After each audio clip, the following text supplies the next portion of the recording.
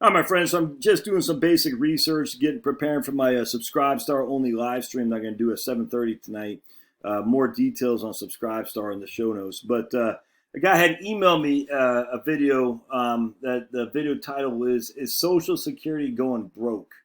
Is Social Security going broke? And I was taken aback by some of the inadequacy of this guy's argument. Seems like a good guy. I got no qualm with him. I just sat there thinking, man, the argument's bad because the argument insinuates that Social Security. Well, let's just dive into this. So let me show you what I'm talking about. So we're going to go to the Society of Actuaries Social Security. Let me get rid of this. Hold on a second. All right, boink. We get rid of that. Delete. Skip slide. Delete.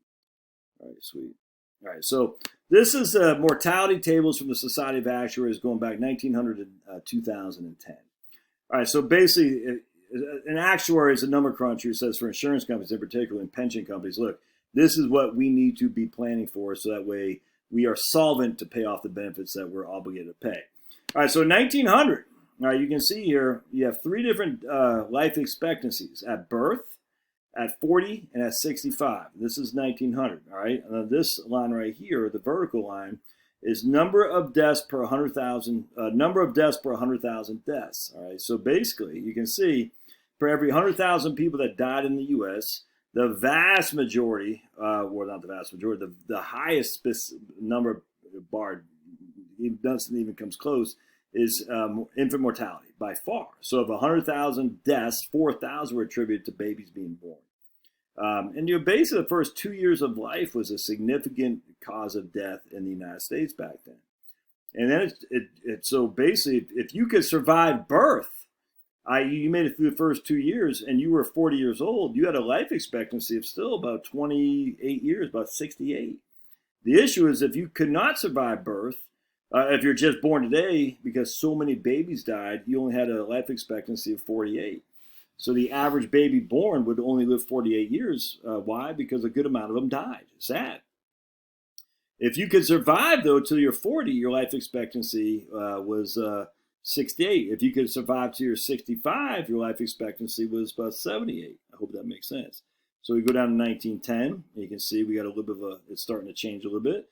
If you were, so I mean, look at this. The difference between life expectancy of a newborn at 48 and a newborn in 1910 is 53. So a significant increase in life expectancy for a newborn just in those 10 years. Not much change in 45 or 40 years old, not much change in 65. Go to 1920. Now we're again still at 53. Not a big change in the decade previous, but still you can see. And we'll go down to 1930. Now I want to point this out right here because this is what my man was talking about. He's like, basically in 1935, when FDR signed the Social Security legislation, the life expectancy was 62. And in 1930, the life expectancy for a newborn was 60. And then in 1940, the life expectancy for newborn was 64. So he was right. The life expectancy in 1935 was for newborn was 62. But that has nothing to do. And so the insinuation was life expectancy 62. You couldn't take Social Security to your 65 is by design that most people would not get Social Security. That's what the insinuation is. And nothing could be further from the truth. If you were able to survive those first 2 years, your life expectancy as a 40-year-old was 70. If you were able to survive until you're 65, the life expectancy was 78. And so as long as you survived the first 2 years, you were going to get your Social Security. In fact, Social Security, the earliest you could take it back then was 65, but the life expectancy was 70. So the average person was going to get 5 years of Social Security, the average person who could survive the first 2 years of childbirth, if that makes sense. Now, we'd never count these people in Social Security because they're not paying any taxes to it or anything. I mean, my goodness. So insinuating that you were only going to live to your 62 and thus and you're going to pay taxes into the system and the average person would get nothing, it's just a silly, man. That's simply not the case. Because once you're hit 40, not only are you not dying, but you're surviving well beyond your age to draw Social Security. So I hate that. I hate when people say, "Oh, they set it up to basically screw people over by it's basically based on the Kaiser, Kaiser Wilhelm, I think, in the late 1800s Germany Social Security system. We're going to have the average life expectancy 65." Or the average life expectancy is 62, so we'll have Social Security start at 65, so we wouldn't have to pay that many people. It's just nothing could be further from the truth. Anyway, so just watch this. I think it's pretty interesting about life expectancy. I've always been interested in this because I think so many people miss this. So watch. Now watch this left, that right there. Watch what happens. Boink, boink, boink, boink, boink. You can see it's just growing and growing and growing and growing and growing. By the time 2010 rolls around, it's almost the exact opposite of what it was in 1900. So here we got, of 100,000 people who die in the good old US of A, the most are about 86 years old. 3,600 people are die. Of those 100,000 people, 3,600 of them are 86 years old. Significant. Look at that. Then 3,500 die when they're 82 years old and stuff like that. So you can see it's this steep, steep mountain here. Then of course it just so no one's really dying until about 60. Then it just starts gradually getting higher and higher. Then it just quickly falls off a cliff. So people are dying like crazy from like basically in their 80s until their 90s. Again, the whole thing about life expectancy. So if you're a baby born today, your life expectancy is 78. If you survive until you're 40, your life expectancy is 79.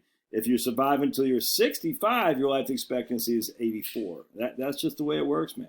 All right, so part two of this that annoys me too is the idea that we only have essentially three workers per recipient in Social Security now. So basically you have what was initially in Social Security, you had 16 workers for every recipient, and now you only have 3 workers for every recipient. And the demographics will tell us that we're only going to have 2 workers for every recipient. Well, that's true. That has nothing, that totally and completely avoids the big issue, though, which is the taxes are significantly higher now for current participants in Social Security, the people pay into it. 7.65 on both. Now you can look at 6.2 for OASDI, which is old age survivor disability income. That's fine, but either way, you're paying a hell of a lot more now in taxes for Social Security than you did back then. And so, even though you only have 3 workers per one recipient, those 3 workers are paying significantly more taxes than what 16 workers paid back in the old days. It's not even close. I mean, I think back then, on my book on You Can Retire on Social Security, I talked about this. I wish people would get a better idea of how this works, because the insinuation again is people are living too long, and that's going to draw hurting on Social Security, and there are not enough workers to pay for benefits, and that's another thing that's going to hurt Social Security.